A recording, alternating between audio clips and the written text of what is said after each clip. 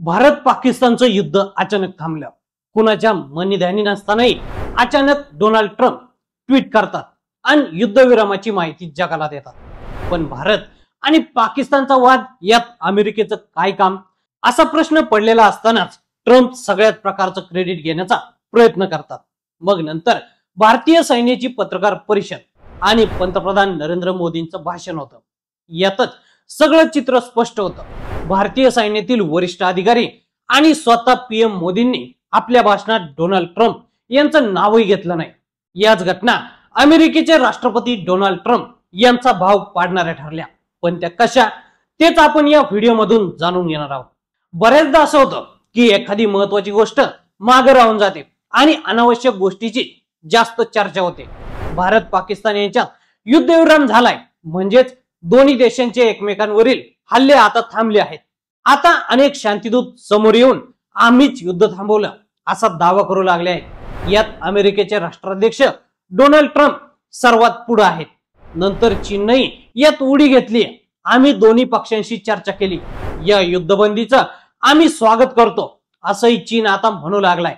या मागे चीनचा काय हेतू आहे हे वेगळं सांगायला नकोय, पण आज आपण फक्त अमेरिकेवरच बोलूया।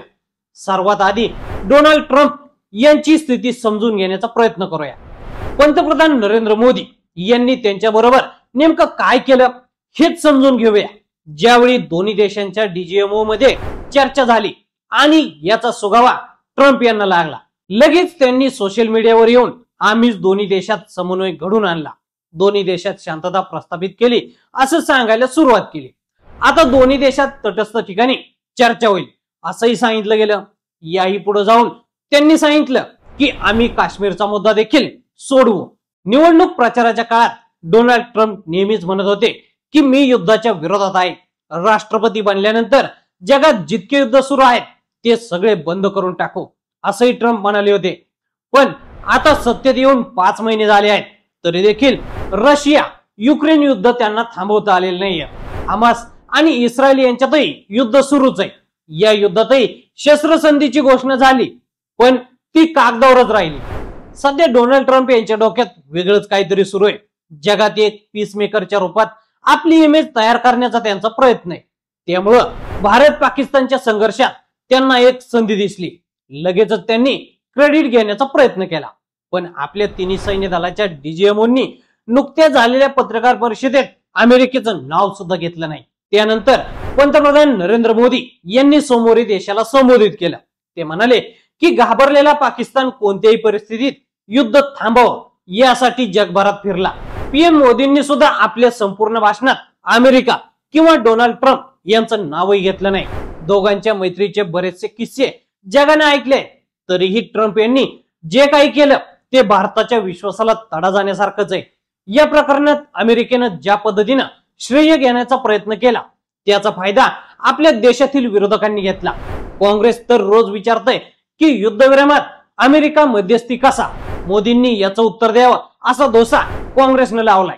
पण या प्रश्नाचं उत्तर मोदींनी आधीच देऊन टाकलं होतं।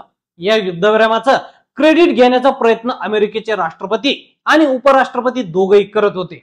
त्याचा साधा उल्लेखही मोदींनी त्यांच्या भाषणात केलेला नाहीये। पाकिस्तानने आम्हाला विनंती केली, त्याच वेळी सांगण्यात आलं होतं की तुम्ही हल्ला केला नाही तर आम्हीही करणार नाही, कोणाला काही कन्फ्युजन राहू नये यासाठी हेही सांगितलं होतं की ऑपरेशन सिंदूर फक्त स्थगित केलंय, रद्द नाही।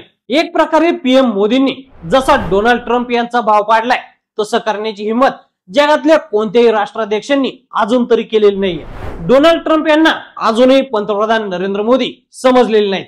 मोदी दोस्ती निभावतात पण देशाच्या हिताशी तडजोड कधीच करत नाहीत। ही गोष्ट ट्रम्प यांच्या लक्षात आली आहे की नाही याचा अंदाज येत नाही। चीनचाही भारताला खिंडीत गाठण्याचा डाव। अजूनही ट्रम्प दोन्ही देशात मध्यस्थ होण्याचा प्रयत्न करत आहेत। पाकिस्तानच्या पंतप्रधानांनी त्यांचं कौतुक केलं, धन्यवाद दिले, पण भारतानं अमेरिका किंवा ट्रम्प यांचं साधं नावही घेतलं नाही। यात चीनचा वेगळाच उद्देश आहे। चीनला वाटतं की भारत आणि पाकिस्तान यांच्यातील तणाव असा सुरू राहावा, याचा परिणाम भारताच्या आर्थिक प्रगतीवर व्हावा। चीनमधून ज्या कंपन्या बाहेर पडत आहेत त्या भारतात येऊ नयेत असा हेतू या मागे। पण भारतानं ज्या प्रकारे ऑपरेशन सिंदूर स्थगित केलं ते पाहून चीनला मोठा धक्का बसलाय. भारत सध्या ज्या स्थितीत आहे, जितके आक्रमकपणे आपलं म्हणणं मांडतोय, त्यावरूनही बाकीचे देश संभ्रमात पडले आहेत एवढं मात्र नक्की. तर मंडळी, या संपूर्ण घडामोडींबद्दल तुम्हाला काय वाटतं आम्हाला कमेंट करून नक्की सांगा. आणि असेच नवनवीन माहितीपूर्ण व्हिडिओ पाहण्यासाठी लेट्स अप मराठी फॉलो करा.